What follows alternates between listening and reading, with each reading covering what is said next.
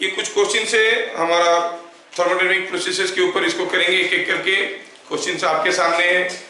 पहला है, ये सबसे इंपॉर्टेंट है, जो पहला क्वेश्चन दिए हैं स्कूल में, हर जगह एंट्रेंस में ही आता है। हर जगह नहीं लिखा रहेगा कि थर्मोडायनामिक प्रोसेसेस आइसोथर्मल और एडियाबैटिक और कुछ लिखा रहेगा, ऐसे लिखा नहीं रहेगा। तो इन दैट केस आपको प्रोसेस को देख के उसको समझना है और पहचानना है कि ये कौन सा थर्मोडायनामिक प्रोसेस है। चलिए शुरू करते हैं। मेल्टिंग ऑफ आइस, नंबर 1 की पहला बिट, मेल्टिंग ऑफ आइस क्या होगा, देखना है कि कौन सा thermodynamic parameter remains constant during melting. What remains constant? Melting of ice, obviously temperature. तो we shall call it isothermal process. ठीक है, मैं फटाफट करने की कोशिश करता हूं, आप लोग भी कोऑपरेट करना। बी में बर्स्टिंग ऑफ ए बैलून, कोई बैलून बर्स्ट कर गया, धीरे धीरे बर्स्ट किया कि सडनली बर्स्ट कर गया? सडनली बर्स्ट कर गया। सडनली जो कोई भी प्रोसेस, यस देखो कोई बता दिया, adiabatic process, any sudden process is adiabatic. Number 3 pumping A bicycle, cycle जब हवा भरते हो धीरे धीरे पिस्टन को पुश करते हो कि जल्दी जल्दी पुश करते हो? धीरे धीरे पुश करने से काम बनता नहीं है, यू हैव सीन, है कि नहीं? जल्दी जल्दी पुश करेंगे तभी जगह हवा जाता है। So pumping of bicycle is also an adiabatic process. Next, heating of air in a closed rigid vessel, ये क्या होगा? हाँ, क्योंकि जब रिजिड वेसल में हम इसको हीटिंग कर रहे हैं उसका वॉल्यूम तो कांस्टेंट रह रहा है, तो क्या हो जाएगा?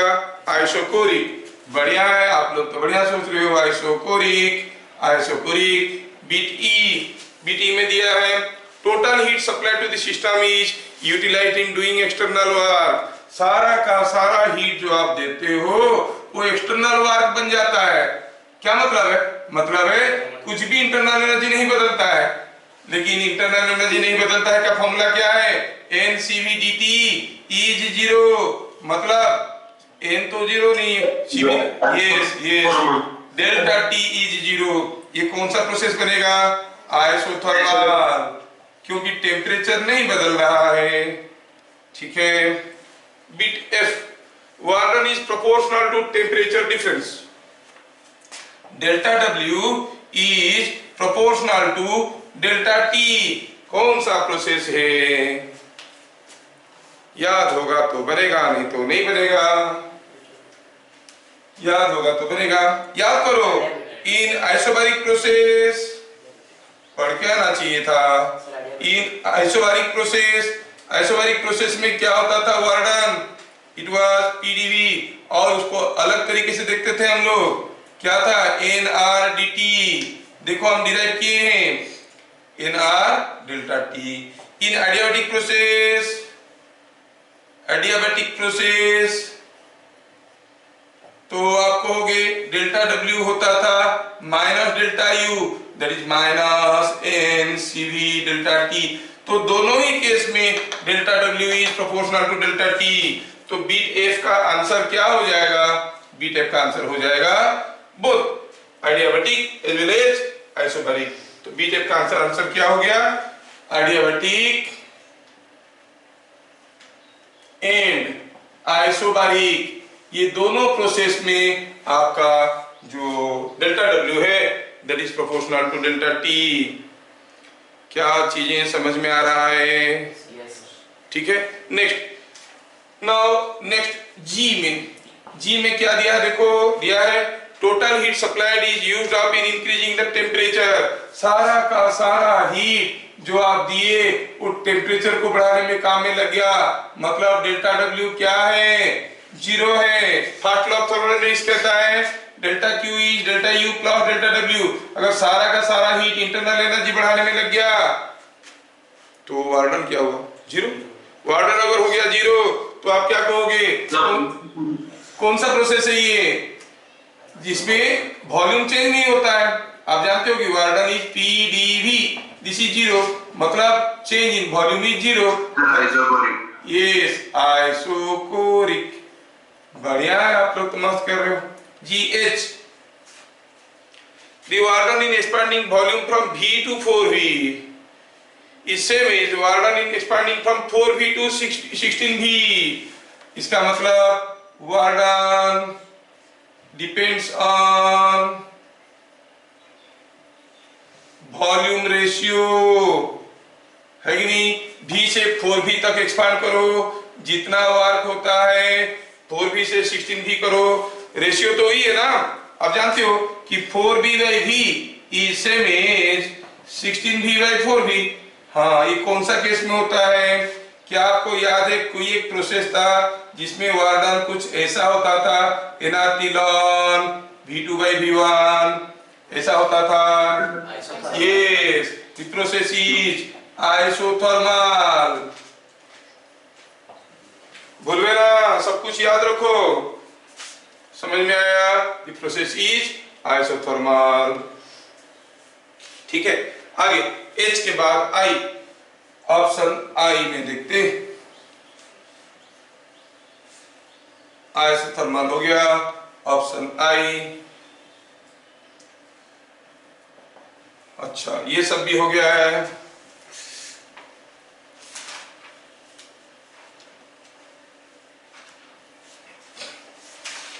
ऑप्शन आई क्या दिया? ऑप्शन आई में process in which specific heat is infinite.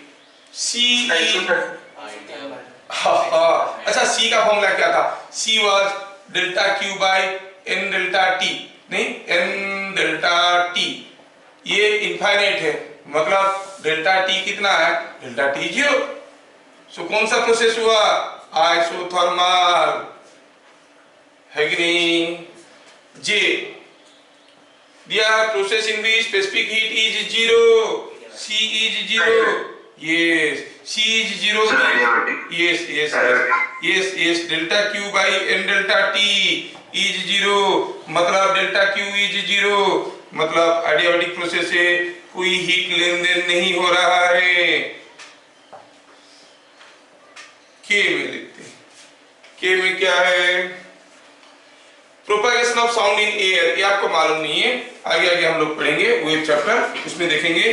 Propagation of sound in air is an adiabatic process.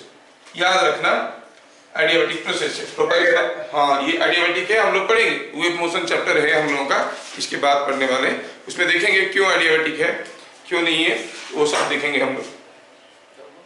Beat number L सोचो। ठीक है, बाकी सारे के लिए आप लोग सोचो। तो bit L what we see, slow heating of a gas in a vertical cylinder with a floating piston. ये क्लास में मैं बार बार बता चुका हूं। जब हम गैस, ये आइसोबारिक, अगर यहाँ पे कोई गैस है, आप इसको धीरे धीरे हीटिंग करोगे, धीरे धीरे हीट अंदर जाएगा, ये धीरे धीरे ऊपर जाएगा, मतलब इसके ऊपर जो फ्री बॉडी डायग्राम करोगे, अंदर से फोर्स आएगा प्रेशर इनटू एरिया, इसका ऊपर से आएगा वेट, और धीरे धीरे जा रहा है, मतलब कोई एक्सीलरेशन नहीं है, कोई एक्सीलरेशन नहीं है, मतलब PA is equal to mg, तो P is equal to mg by A। So धीरे धीरे heating, slow heating is a isobaric process. अगर इसके अंदर बहुत सारा हीट एक साथ दे देंगे, ये फेंका जाएगा, then in that case PA will not be equal to mg, so L corresponds to isobaric process. L हो गया आइसोबारिक प्रोसेस, इसको मिटाते हैं। नाउ बस 2-3 ठो बाकी रह गया। आइसोबारिक प्रोसेस हो गया। M में क्या दिया है? System pressure and temperature remaining constant, volume is half. ये कौन सा प्रोसेस है? Pressure and temperature both are constant, volume is half. कौन बताएगा? Not possible. हम बताए थे ना, PV/T इज ए कांस्टेंट। अगर इसमें से दो चीज कांस्टेंट हो गया तो वॉल्यूम तो ऑटोमेटिकली हाफ हो जाएगा, है ना। तो आप कहोगे कि नहीं, नॉट पॉसिबल, तो क्या कहेंगे? आंसर हुआ नॉट पॉसिबल। ऐसा कोई thermodynamic process is not possible. M के बाद N, PT diagram is a straight line passing through origin. PT diagram is a straight line passing through origin. PT diagram draw करके देखे किसी process का, दिखा कि एक स्ट्रेट लाइन है ऐसा, पीटी डायग्राम ये स्ट्रेट लाइन मतलब क्या बताओ? Yes yes yes yes, you are very correct. कौन बताया पहला आंसर? नाम चाहिए मुझे। चलो दोनों बताया, वेरी गुड, दोनों बताया। Now what you see, it is of the form of y is equal to mx means p is proportional to t। अब आप जानते हो कि p is equal to n r by v into t। p will be proportional to t only if n r by v is a constant, है कि नहीं? so v is constant। Isochoric process बहुत बढ़िया मस्त चल रहा है गाड़ी, ठीक है। MnO O का बताइए, दिया है कि पीवी डायग्राम ये रेक्टेंगुलर हाइपरबोला, हाँ ये तो सब जानते हैं कि आइसोथर्मल प्रोसेस है, और ये भी हमें मालूम है कि इसको हम रेक्टेंगुलर हाइपरबोला क्यों कहते हैं। O के बाद P, VT diagram is a straight line passing through origin, VT diagram. अरे भाई यस, जैसे इसको सोचे इसको ऐसे सोचो ना, ये VT डायग्राम है, अगर एक्सटेंड करें तो ओरिजिन से जाएगा, मतलब V is proportional to T, does not it mean that P is constant? क्योंकि V का वैल्यू क्या होता है? NR by P into T। जैसे इसको किए वैसे इसको सोचो, तो हो गया isobaric process. Process is isobaric, ठीक है। क्वेश्चन नंबर 2 में हम देखेंगे क्या दिया है, देखो तो नंबर 2 का solution. When 4 moles of oxygen was heated, the temperature rises by 20 degree centigrade। क्या दिया है? 4 moles of oxygen heated, oxygen मतलब गामा की जरूरत हो सकता है, लिख देते हैं। गामा इज डायटोमिक, वैल्यू होता है 7/5। Rise in temperature is given, rise in temperature is 20 degree centigrade. अच्छा,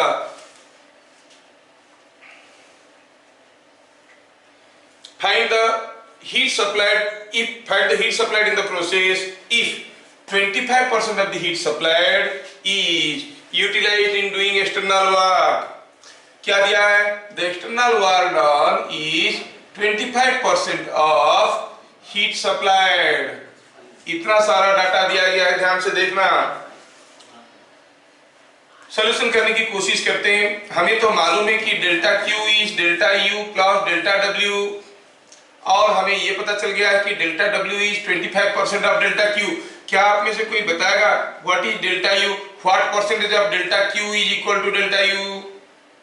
what percentage of delta Q will be equal to delta U? Delta Q का 75% नो, 25% हो गया वर्क, डेल्टा क्यू का 25% हो गया work, तो 75% हो गया this. So delta U is 75% of delta Q.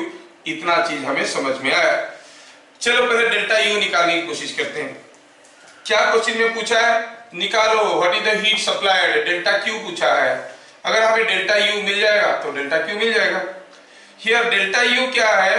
Delta U is NCV delta T।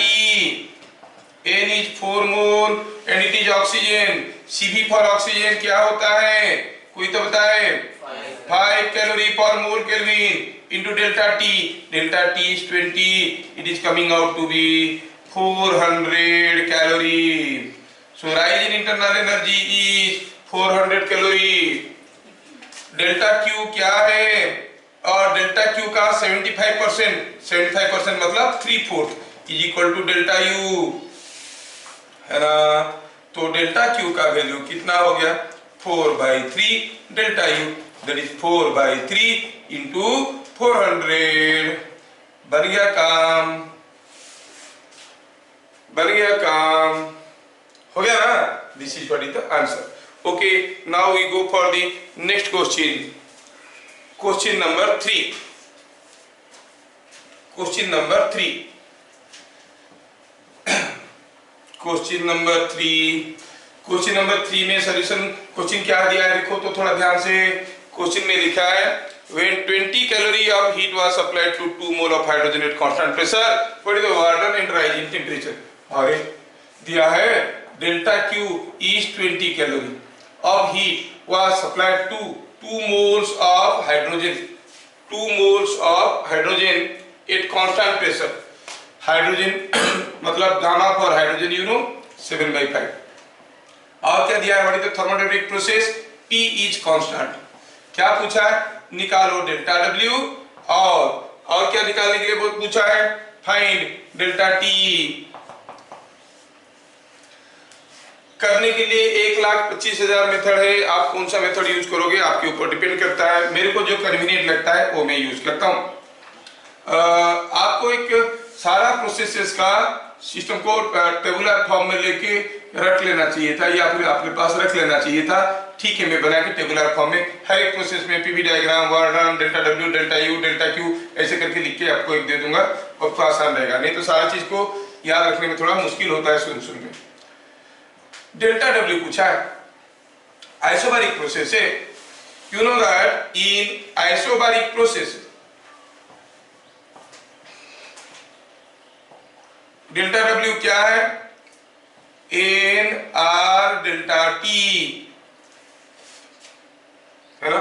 Delta Q क्या है, NCP डेल्टा T।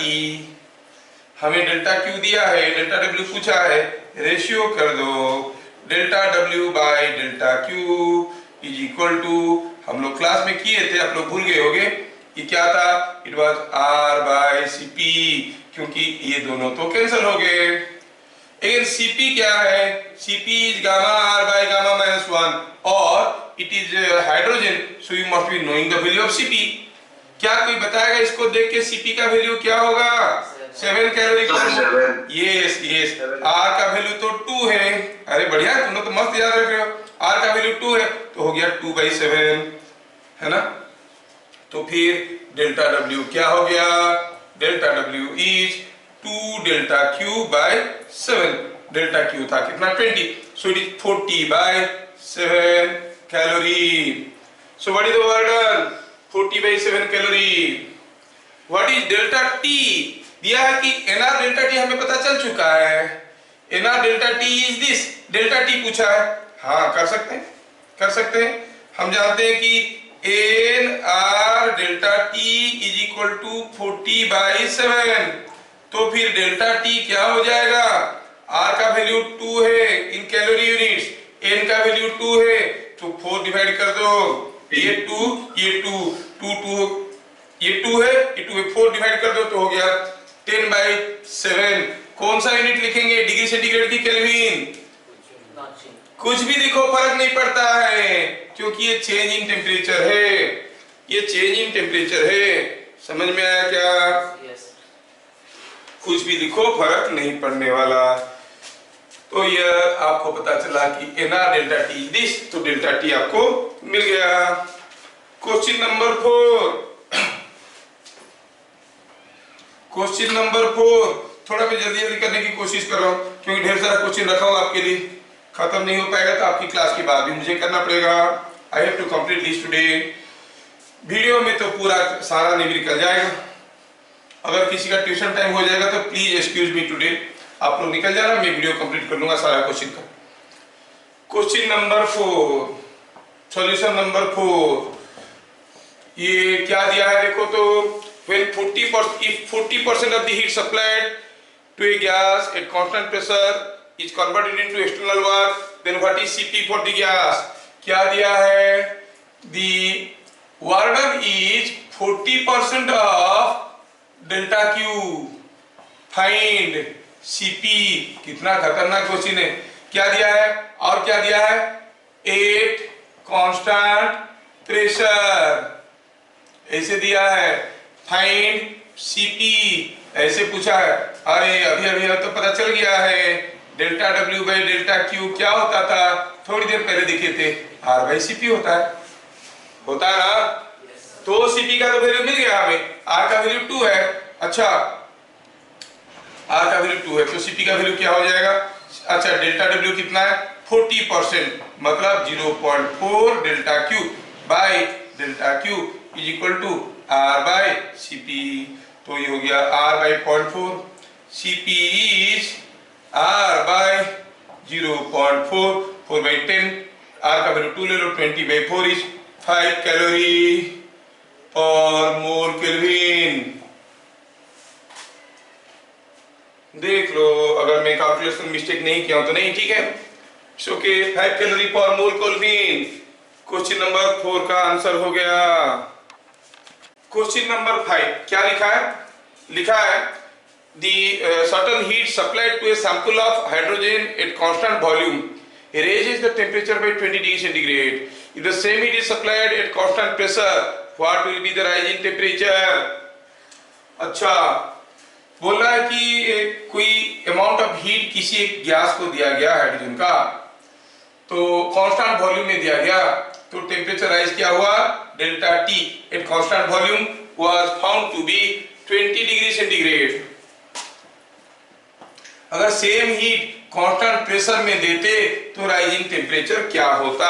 कितना सिंपल है। Same heat, delta Q heat दिए कांस्टेंट वॉल्यूम में, तो क्या लिखेंगे? 8 कांस्टेंट वॉल्यूम से delta Q is equal to n c v delta T V means change in temperature at constant volume, है ना। 8 कांस्टेंट प्रेशर, सेम हीट दिए, अब राइजिंग टेम्परेचर कुछ दूसरा होगा, because the formula is NCP delta TP. अब ये दोनों इक्वेशन को देखो, दोनों केस में बराबर हीट दिया गया है, मतलब this is equal to this. तो आप क्या कहोगे? फ्रॉम इक्वेशन 1 एंड 2, दोनों केस में डेल्टा क्यू बराबर है, तो आप कहोगे NCV delta TV is equal to NCP delta TP. कौन सा गैस था? हाइड्रोजन था, और गामा फॉर हाइड्रोजन क्या था? गामा फॉर हाइड्रोजन डायटोमिक है, 7/5 है। ओहो, हमें क्या चाहिए? डेल्टा टीपी चाहिए। बाकी सबको इधर डिवाइड करो, एन तो गया। Now CV by CP delta TV is equal to delta TP, change in pressure at constant process. CV by CP कितना होगा? सीपी बाई सीवी होता है 7/5, सीवी बाई सीपी होगा 5/7, सो इट इज 5/7। डेल्टा टीवी कितना है? 20, तो हो गया डेल्टा टीपी, जिसका वैल्यू हो गया 100/7 degree centigrade. Rising temperature will be less. देख लो, उसमें 20 डिग्री हो रहा था, इसमें 14 डिग्री के पास आ रहा है। क्यों? क्योंकि जो हीट आप दिए कुछ एक्सटर्नल वर्क कर गया होगा, वहां पर कोई वर्क होता नहीं था, सारा का सारा हीट टेम्परेचर बढ़ाने में काम में लगते थे। लेकिन कांस्टेंट प्रेशर प्रोसेस में जब आप हीट देते हो, a part of heat energy utilized in doing external work, इसलिए टेम्परेचर राइज कम हो गया है। क्वेश्चन नंबर 6, ये सारे जो क्वेश्चन मैं आपको यहाँ पे रखा हूं, these are all almost all previous year entrance questions, ठीक है। तो सारे के सारे इंपोर्टेंट है, और मुझे वो सारे क्वेश्चंस बहुत ज्यादा पसंद है जिस क्वेश्चन में कोई न्यूमेरिकल, कोई फिगर नहीं होगा, कुछ डाटा दिया रहेगा बस, मतलब कोई भी डाटा नहीं दिया रहेगा, न्यूमेरिकल वैल्यू कुछ भी नहीं दिया रहेगा, कुछ पूछेगा और आपको न्यूमेरिकल आंसर मिलेगा। कितना बढ़िया है। क्वेश्चन नंबर 6 का सॉल्यूशन देखिए, ये एक ऐसा ही क्वेश्चन है। What fraction of heat supplied to helium at constant pressure is utilised in doing external work? What fraction of heat supplied to helium is utilised in doing external work? तो हम कहेंगे, पूछा है delta W by delta Q क्या है? जब P constant है, किसके लिए? गैस कौन सा है? हीलियम, और वैल्यू मालूम होगा आपको 5/3, है ना। कितना पार्ट इसका? चलिए निकालने की कोशिश करते हैं। Delta W by delta Q क्या है? आप जानते हो कि 8 कांस्टेंट प्रेशर। आप delta W by delta Q का फॉर्मूला आप जानते हो, क्या कोई बता देगा फटाफट? R बाई सीपी, R का वैल्यू 2 है, सीपी फॉर हीलियम कौन बताएगा? 5, सीवी 3, तो हो गया 5 कैलोरी पर मोल केल्विन, खत्म। So it is coming out to be 40%। 40% of the heat supplied at constant pressure to helium converts into external work। ठीक है, ये क्वेश्चन दूसरे तरीके से भी आ चुका है। 40% heat supplied to a gas at constant pressure was converted into work, which of the following may be the gas? दिया रहेगा hydrogen, oxygen, helium, none of this. तो आपको देखना है कि मोनोएटॉमिक होगा तो पता चलेगा कि वो हीलियम है। ठीक है ना।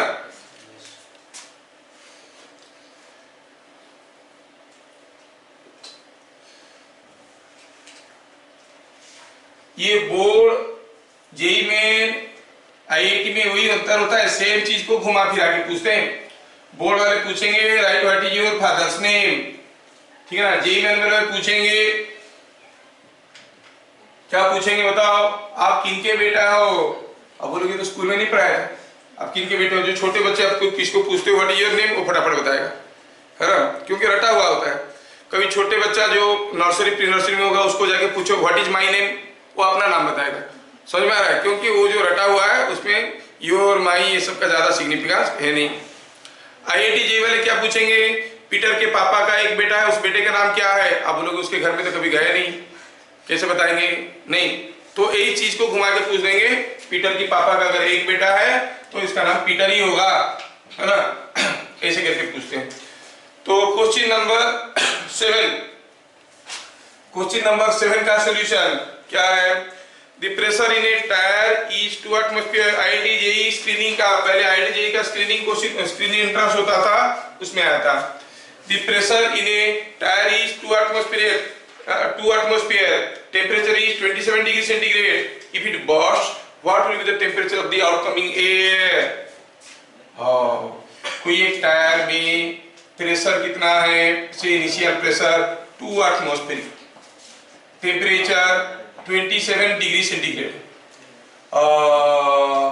और ये बर्स्ट कर गया।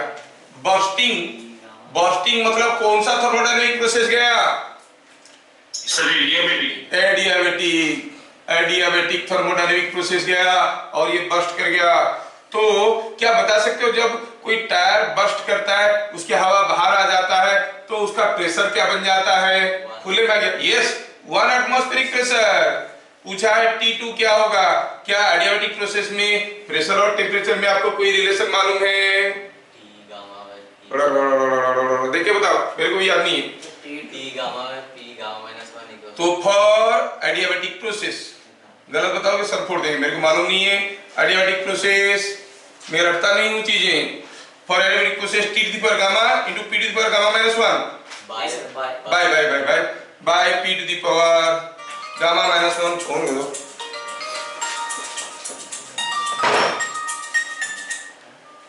P to the power gamma minus 1 is a constant। मतलब क्या हुआ, मतलब ये हुआ T1 to the power gamma by P1 to the power gamma minus 1 is equal to T2 to the power gamma by P2 to the power gamma minus 1। ये दोनों बराबर होंगे, ठीक है, ये दोनों बराबर होंगे। हमें क्या पूछा गया है, हमें पूछा गया है P1 दिया है, T1 दिया है, P2 दिया है। अच्छा T1 हमारा जो ये रिलेशन है, इसमें T एब्सोल्यूट टेम्परेचर है, भूलना मत। It is 227 plus 273 is equal to 300 kelvin, ध्यान रखना, इसको मत बदलना। हाँ, तो T1 दिया है, P2 दिया है, हमें T2 चाहिए। लिख सकते हैं क्या, थोड़ा सा ध्यान से देखो। T to the power gamma is P2 by P1 to the power gamma minus 1 into T1 to the power gamma, ऐसे लिख सकते हैं। और अगर 1 बाई गामा पावर ले लेंगे दोनों तरफ, तो ये आएगा कितना बताओ, T2 कितना होगा, P2 by P1 gamma minus 1 by gamma power में आ जाएगा, पावर में आ जाएगा गामा माइनस 1 बाई गामा, है ना, इंटू T1। अब यहां पर कौन सा गैस था, ये एयर है। अच्छा, gamma for air is 7/5 because air is also diatomic, it is diatomic because it is mostly containing nitrogen और ऑक्सीजन। एयर इज डायटोमिक, अगर एयर डायटोमिक हो गया तो आपको क्या मिल गया, गामा का वैल्यू देखो क्या आ रहा है, P2 का वैल्यू तो 2 एटमॉस्फेरिक है, सॉरी 1 एटमॉस्फेरिक है, P1 is 2 atmospheric, it is 1/2 to the power gamma minus 1 by gamma into T1 is 300, gamma का वैल्यू है 7/5, 7/5 minus 1 is 2/5, 2/5 by 7/5 is 2/7, so it is coming out to be 2/7। ये पूरा चीज को मैं लिख सकता हूं टू दी पावर 2/7। इसी आंसर आया था। हाँ ऑप्शन में भी यही था, ऑप्शन में भी यही आंसर था निकालने के लिए। ठीक है, ठीक है, क्वेश्चन नंबर 7 हमें समझ में आ गया। क्वेश्चन नंबर 8, क्वेश्चन नंबर 8 देखिए, क्वेश्चन नंबर 8 में क्या दिया है? क्वेश्चन नंबर 8 में दिया है क्या? Find the work in sudden compression of 4 moles of argon from 30 degree centigrade to 35 degree centigrade. क्या दिया है? 4 मोल्स ऑफ आर्गन, मोनोएटॉमिक है, 5/3, T1 कितना दिया है? T1 दिया है 30 degree centigrade, T2 is 35 degree centigrade, ऐसे दिया है। अब कंप्रेशन हुआ है, कंप्रेशन होगा तो गर्म होगा, कोई भी गैस को कंप्रेस करेंगे तो गर्म होगा। पूछा है what is the work done in sudden compression. हाँ यही कुछ सोचने वाली चीज है। क्या आप बता सकते हो sudden compression is which thermodynamic process? Adiabatic, it is an adiabatic process पक्का, क्योंकि सडनली कंप्रेस कर दिया गया है ना। अच्छा तो पूछा है what is the work done, adiabatic process में वर्क डन तो हमें आता है, क्या है वो? NR, it is same as minus delta U, why? Because delta Q 0 होता है। अच्छा तो it is minus N CV delta T, हमें T1 T2 मालूम है, delta T निकाल देते हैं। delta T कितना है बताओ? It is in fact T2 minus T1, so 5 degree centigrade. Kelvin में लिखेंगे तो कितना लिखेंगे? सेम 5 केल्विन, ध्यान रहे। तो वैल्यू डाल दो, माइनस N हो गया 4, कौन सा गैस है? आर्गन है। Cv क्या होता है? आर्गन के लिए Cv क्या होगा? यस 3 समझ में आना चाहिए। डेल्टा T हो गया 5, बन गया काम 12 60 माइनस 60 कैलोरी। ये माइनस का मतलब क्या है? What does this minus indicate? Gas is compressed, compression। Yes, negative sign represents compression, represents compression, क्योंकि वार्डन नेगेटिव होता है अंडर कंप्रेशन। क्वेश्चन नंबर 8 भी हो गया। Question number 9, question number 9,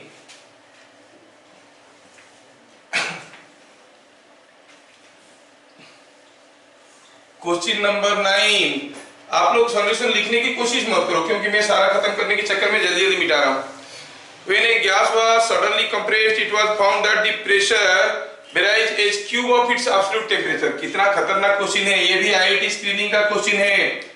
A gas was suddenly compressed, suddenly compressed मतलब क्या process हुआ होगा उसके साथ? एडियाबैटिक हुआ होगा। Yes, क्या दिया है? It was found that the pressure is proportional to cube of absolute temperature। It is cube of absolute temperature, ऐसा दिया है। Find Cp for the gas। पूछा है वो जो गैस था क्या था मालूम नहीं था, कितना था मालूम नहीं था, कहां से कहां पर कंप्रेस किया कुछ मालूम नहीं है, Cp बताओ। ओहो बड़ा खतरनाक क्वेश्चन है। हम जानते हैं कि फॉर एडियाबैटिक प्रोसेस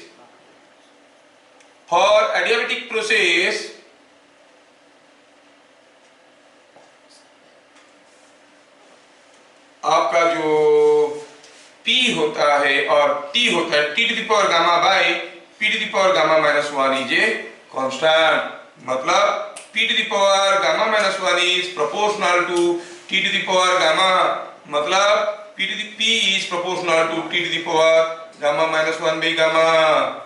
क्या दिया है? P is proportional to T cube, implies gamma minus 1 by gamma is 3। हमें तो चाहिए था Cp, फॉर्मूला होता है gamma R by gamma minus 1, it is R by 3। Are you getting? कुछ गड़बड़ तो नहीं है? नहीं है। Gamma R by gamma minus 1 होता है Cp, तो गामा माइनस 1 में गामा हो गया 3। गड़बड़ है क्या? उल्टा है, ये उल्टा हो गया है। Sorry sorry sorry sorry sorry, ये पीडी पर गामा हो गया गामा बाई गामा माइनस 1। अच्छा, तो gamma by gamma minus 1 is 3 और Cp होता है दिस, तो हो जाएगा 3 इंटू 2 6 कैलोरी पर मोल केल्विन। देखा, ये जेई वालों को कैसे कैसे खुजली होता है, क्या क्या क्वेश्चन पूछते रहते हैं। ये ऐसे ही पूछते हैं उल्टा पुल्टा। You must be master of all the फॉर्मूले एंड मैथमेटिकल जगलरीज, तब जाके आप कर पाओगे। Question number 10 is a very popular question, almost सारा एंट्रेंसेस में आ चुका है। क्वेश्चन नंबर 10 देखिए।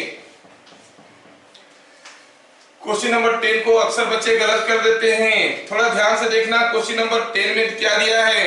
दिया है कि, क्योंकि बच्चे रट्टे मारते रहते हैं ना कि आइसोथर्मल प्रोसेस में ज्यादा वर्क होता है एक्सपांशन में, ऐसे करके, तो यहाँ पर थोड़ा ध्यान से देखो क्या दिया है। दिया है if W1, W2, W3 are the Warden in expanding a gas from volume V2 to V using isothermal, isobaric and adiabatic process। Isothermal process में वर्क हुआ W1 और delta W isothermal, delta W isothermal क्या दिया है? W1। Delta W इन isobaric process दिया है W2। Delta W इन adiabatic process दिया है W3, सॉरी W3। पूछा है, बताओ W1, W2, W3 को हमें असेंडिंग ऑर्डर में रखना है। आइसोथर्मल में वार्डन हुआ डेल्टा W1, आइसोबारिक में W2, एडियाबैटिक में W3, तो कौन सा केस में सबसे ज्यादा वर्क हुआ होगा? वॉल्यूम एक्सपांशन का सेम है, V से 2V गया है। चलिए ड्रॉ करके देखते हैं। चलो मानते हैं कि जो गैस था शुरू में उसका स्टेटस कुछ ऐसा था, ये से वॉल्यूम V, ये कुछ प्रेशर था, कुछ भी प्रेशर होगा। फाइनली इसको एक्सपांड करना है to a volume 2V।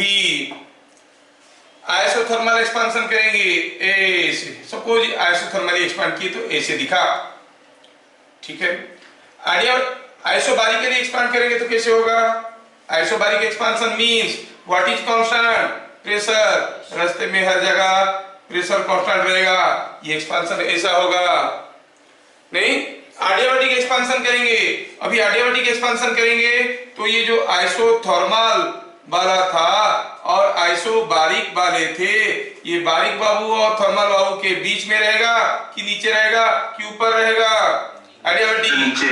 Yes, क्योंकि adiabatic curve is steeper than isothermal curve. कौन सा नॉलेज कहां पे काम में आ रहा है? देखो, ये हो गया एडियाबैटिक कर्व। दिया है वार्डन, कौन सा? अच्छा, अभी कौन सा प्रोसेस में वार्डन सबसे ज्यादा हुआ है? देखो तो जिसके नीचे सबसे ज्यादा आइसोबारिक, इसका मतलब W2 सबसे ज्यादा, उसके नीचे किसका हुआ? आइसोथर्मल, मतलब W1, उसके नीचे W3, ये याद रखना है। समझ में आ गया? तो देखो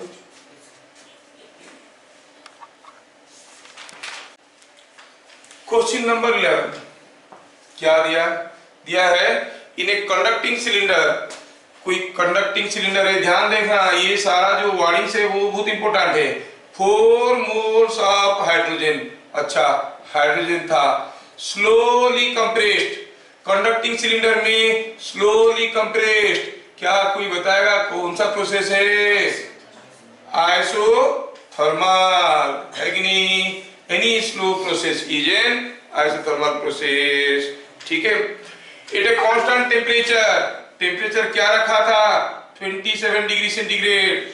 हम जानते हैं कि हमको इसमें कोई टेम्परेचर की जरूरत नहीं है, सारे हमें एब्सोल्यूट स्केल में चाहिए। So it is coming out to be 300 kelvin. क्या हुआ? गैस को कंप्रेस किए till its pressure is doubled. क्या दिया है? जब तक प्रेशर इनिशियल प्रेशर का डबल ना हो जाता है। पूछा है, बताओ व्हाट इज द वार्डन? हाँ, वार्डन इन जूल्स। ध्यान से देखो, फिर जूल्स में पूछा है, बड़ा उल्टा पुल्टा काम करते हैं लोग, ठीक है। पूछा है वार्डन इन जूल्स, ठीक है, तो हम कहेंगे कि यहाँ पर जो वार्डन है, warden in isothermal process is nRT ln V2/V1 और P1/P2 आपको याद होगा, n तो दिया है 4। अगर R को हम 2 लेंगे तो हमारा आंसर आएगा कैलोरी में, क्योंकि R का वैल्यू होता है 2 कैलोरी पर मोल केल्विन। जूल करना होगा, 4.2 मल्टीप्लाई कर दो, है ना। 4 × 2 × T, T कितना है 300 ln P1/P2, P1/P2 हो जाएगा, P1/P2 हो जाएगा 1/2। So it is coming out to be 8 × 3 2400 ln half. वैसे आपको मालूम नहीं होगा कि ln हाफ का वैल्यू होता है -0.7, ठीक है, वो आगे आगे चलेगा, आपको हाफ लाइफ जब पढ़ाएंगे ये टर्म बार बार आता है। वैसे ln 2 का वैल्यू होता है 0.693, इसलिए वो लोग बेधड़क ये वैल्यू दे देते हैं क्योंकि लोगों को मालूम है, ठीक है। वो हाफ लाइफ पढ़ेंगे जब क्लास 12 में, बच्चों के साथ ही अकाउंटेंसी रहता है, ln 2 का वैल्यू सबको मालूम रहता है 0.693। तो ये ln हाफ है तो -0.693 हो जाएगा, आप इसको 0.7 ले सकते हो। सो इट इज -2400 × 0.7। माइनस क्यों आया, क्योंकि ये <1 था, दिस मच कैलोरी। अगर जूल में बनाना है तो ये एक 0 को ये खा जाएगा तो 7 बन जाएगा, मल्टीप्लाई करो,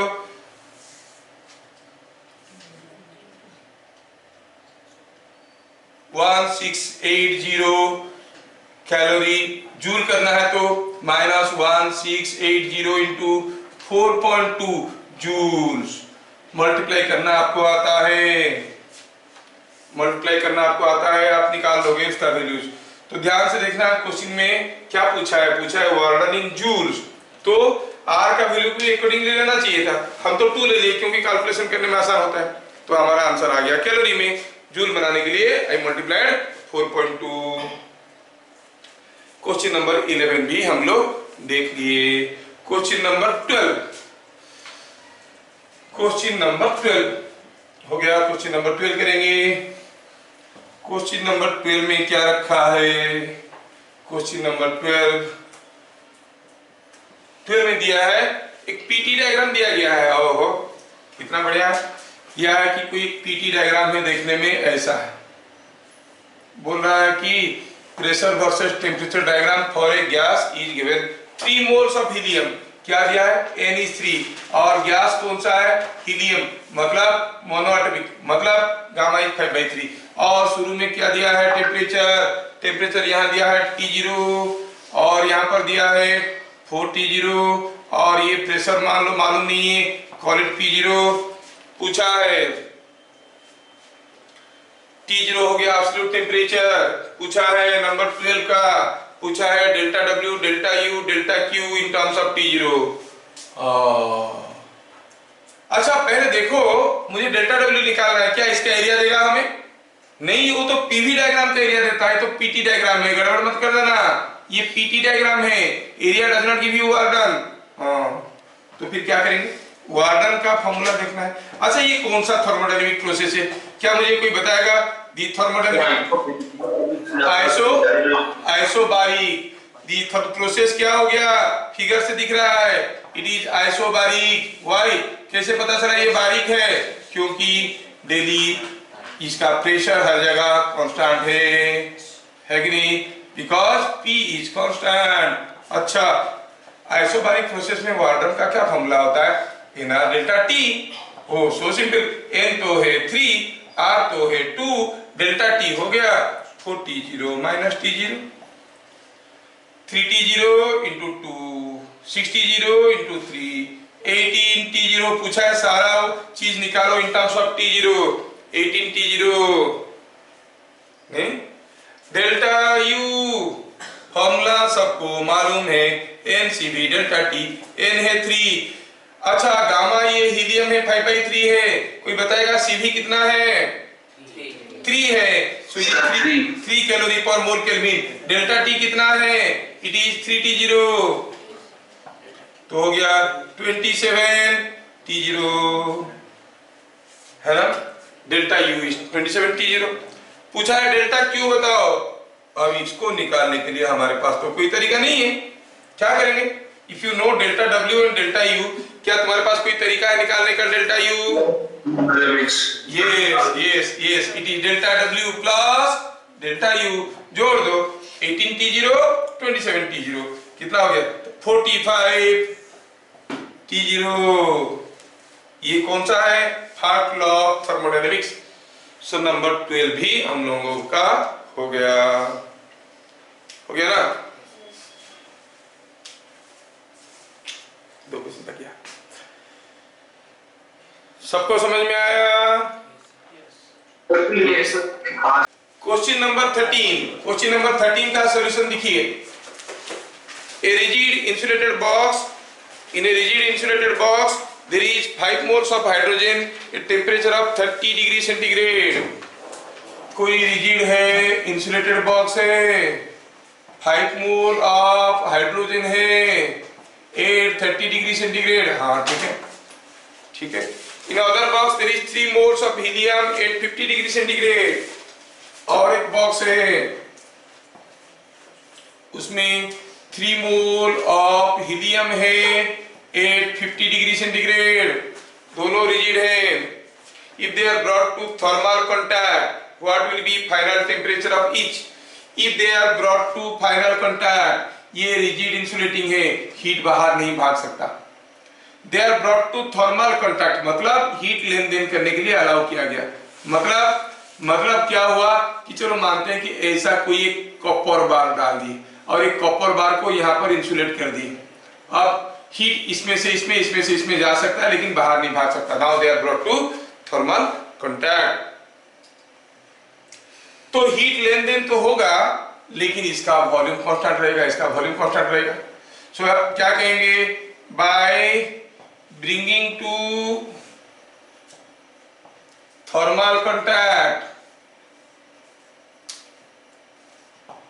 their volume does not change, their volumes do not change,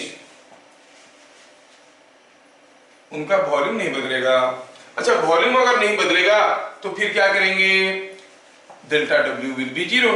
इसके लिए वार्गन 0 होगा, इसके लिए वार्गन 0 होगा क्योंकि रिजिड बॉक्स है। समझ में आया? अब जब हीट दिया कोई वार्क नहीं हुआ तो आप कहोगे कि delta Q is equal to delta U. ये हीट देगा, ये हीट लेगा क्योंकि हाई टेम्परेचर में हीट देगा तो इसका डेल्टा यू घटेगा, इसका डेल्टा यू बढ़ेगा, है ना? एक का rise in internal energy of hydrogen will be equal to fall in internal energy of helium. तो हम क्या कहेंगे? Rise in U of hydrogen is equal to fall in U of helium। अच्छा, rise in internal energy delta U for helium क्या होगा? मान लेते हैं कि final temperature let T0 is final temperature वो पूछा गया है। तो राइज इन इंटरनल एनर्जी कितना होगा? N CV डेल्टा T0 हो गया। पहले था कुछ 30 माइनस T0 डिग्री सेंटीग्रेड लेता हूं ताकि मुझे माइनस करने में आसान होगा। T0 माइनस 30 नहीं, किसके लिए? For hydrogen.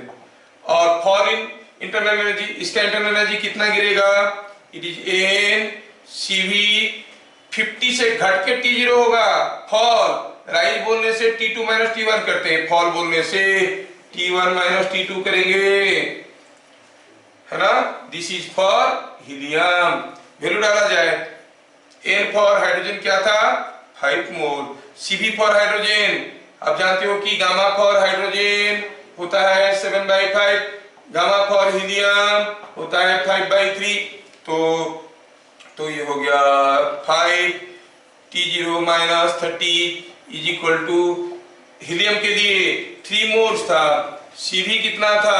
3 कैलोरी पर मोल केल्विन। 50 minus T0। आगे की चीज में क्या करूं? आप तो कर सकते हो T0 का value. T0 can be found out of it. समझ में आया क्या? ध्यान रहे T0 का जो आंसर आएगा किसमें आएगा, क्योंकि डिग्री सेंटीग्रेड लिए हैं तो डिग्री सेंटीग्रेड आएगा। अगर यहाँ पर केल्विन लिखे होते तो इस सबको फिर डिग्री सेंटीग्रेड करना पड़ता, 30 को भी करना पड़ता, इसको भी करना पड़ता। मैं इंटेलिजेंटली T0 को डिग्री सेंटीग्रेड में ले लिया हूं, हो जाएगा। So question number 13 is understood. Question number 13 is understood. Question number 14, question number 14 ये करते हैं, आप सॉल्व करके T0 का वैल्यू निकाल सकते हो। I don't want to waste my time for this. Question number 14 में क्या रखा है? क्वेश्चन नंबर 14 में in the figure shown all walls are thermally conducting, a movable piston is released from position AB, find the change in volume on either side at steady state। अरे बाप रे, बड़ा खतरनाक सिस्टम है भाई।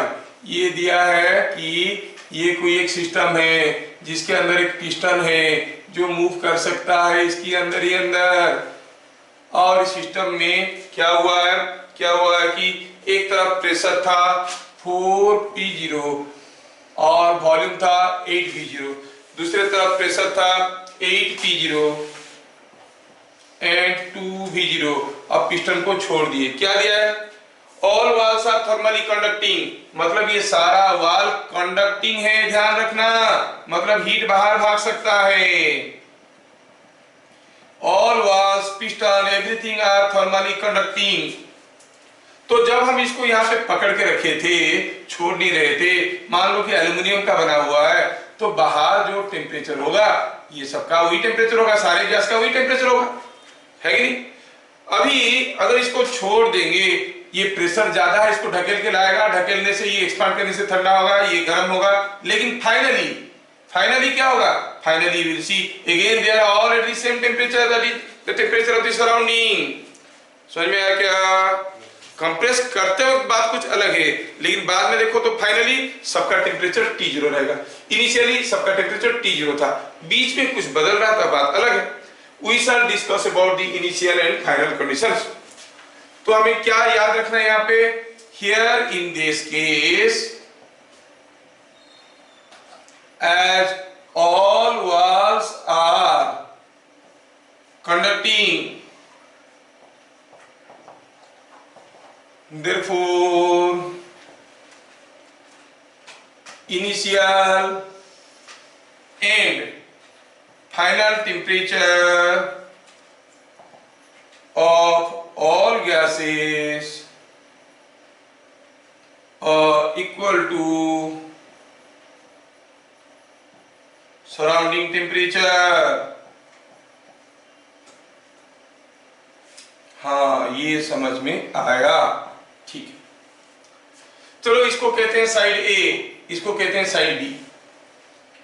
पूछा है ये ज्यादा प्रेशर था, ये कम प्रेशर था, ये ऐसे आएगा तो प्रेशर घटेगा, ये कंप्रेस होगा, इसका प्रेशर बढ़ेगा, फिर आके ये यहीं पर कहीं रुक जाएगा, अल्टीमेटली स्टॉप्स समवेयर हियर। कितना वॉल्यूम चेंज हो गया? इसका वॉल्यूम घट गया बाय सम अमाउंट, इसका वॉल्यूम बढ़ गया by some amount, and say that amount is delta V। पूछा है, हमें क्या पूछा गया है? डेल्टा V क्या होगा? इसका वॉल्यूम डेल्टा V बढ़ेगा, इसका वॉल्यूम डेल्टा V, A का वॉल्यूम डेल्टा V घटेगा, B का वॉल्यूम डेल्टा V बढ़ेगा। वो डेल्टा V है कितना, हमें पता करना है। अच्छा, हम जानते हैं बेसिक इक्वेशन PV = nRT। एकदम शुरू में जब छोड़े नहीं थे, P1 V1 = nR T0। T0 क्या है? Surrounding temperature. छोड़ने के काफी समय के बाद भी ये nR T0 रहेगा, मतलब as T0 is constant. T0 क्या है? Surrounding temperature. आप कहोगे साइड ए के लिए P1 क्या था? इनिशियल प्रेशर 4P0, V1 क्या था? 8V0, P2 क्या था? मालूम नहीं, क्योंकि दब जाएगा तो प्रेशर बदल जाएगा, है कि नहीं? When volume is decreasing, obviously pressure will change। कितना होगा मालूम नहीं है। और V2 क्या होगा? 8V0 तो था, लेकिन थोड़ा घट गया। कितना घट गया? डेल्टा V, है कि नहीं। सिमिलरली फॉर साइड बी के लिए अगर देखेंगे तो P1 इनिशियल प्रेशर 8P0, नहीं फाइनल प्रेशर क्या था। अगर ये यहाँ पे रुक गया है ना इधर जा रहा है ना इधर जा रहा है, आप क्या कहोगे कौन से साइड में प्रेशर ज्यादा है, लेफ्ट साइड में कि राइट साइड में। रुक गया है मतलब प्रेशर मस्ट बी सेम, क्योंकि प्रेशर डिफरेंस होगा तभी तो फोर्स डिफरेंस होगा तभी चलेगा। ये यहाँ से यहाँ पर आके रुक गया, मतलब इधर जितना जोर से ढकेल रहा है इधर उतनी जोर से ढकेल रहा है, मतलब प्रेशर दोनों तरफ बराबर है कि नहीं। मतलब इस केस में भी P2 will be P dash, जैसे इस केस में P2 P डैश था, है कि नहीं। अब क्या कहेंगे, what was V1 was 2V0 and what is V2 will be 2V0, उतना रहेगा क्या, थोड़ा बढ़ जाएगा क्योंकि ऐसे मूव कर गया प्लस डेल्टा V। ये चीज हमें समझ में आ गया। इतना डाटा हमें समझ में आने के बाद मैथमेटिकल कैलकुलेशन है तो मैं इसको मिटा दूंगा, आप ध्यान से देख लो। अब मुझे चाहिए डेल्टा V, ठीक है, मैं पूरा चीज को यहाँ से मिटाता हूँ क्योंकि मुझे सॉल्यूशन लिखने के लिए जगह चाहिए, तो मैं यहाँ पे करता हूँ। साइड ए के लिए हम जानते हैं टेम्परेचर कांस्टेंट है, तो P1 V1 is equal to P2 V2, so P1 V1 A के लिए P1 V1 is equal to P2 V2 क्या है, that is 4P0 into 8V0 is equal to P dash into 8V0 minus delta V, और equation number 1। B के लिए P1 V1 is equal to P2 V2, P1 V1 क्या हो गया, P1 is 8P0, V1 हो गया 2V0 is equal to P2 हो गया P dash and V2 हो गया 2V0 plus delta V, equation number 2। देखो P1 V1 is equal to P2 V2, वही तो लिखा हूं, कुछ अपना मर्जी से थोड़ी लिखा हूं। बन गया यहाँ तक बन गया, तो आगे और क्या रखा है, divide equation 1 by equation 2। Solution बनाएंगे कैसे, 1/2 डिवाइड करके देखो, P डैश अननोन था कट जाएगा, इधर है क्या मिला 4 × 8 32P0 V0, नीचे 16P0 V0, P dash by P dash तो गया, it is 8V0 minus delta V by 2V0 plus delta V, P0 V0 गए, दिस इज 2 मल्टीप्लाई कर इधर लाके 2 × 2V0 plus delta V is equal to 8V0 plus delta V। क्या यहां से आप डेल्टा V नहीं निकाल सकते in terms of something V0, 4/3 V0, it is coming 4V0/3, so delta V का वैल्यू मिल गया, आंसर मिल गया, तो दिल खिल गया, सबको समझ में आया, आ गया ना, बस कंप्लीट हो गया 14 क्वेश्चन, ठीक है, ऑल द बेस्ट।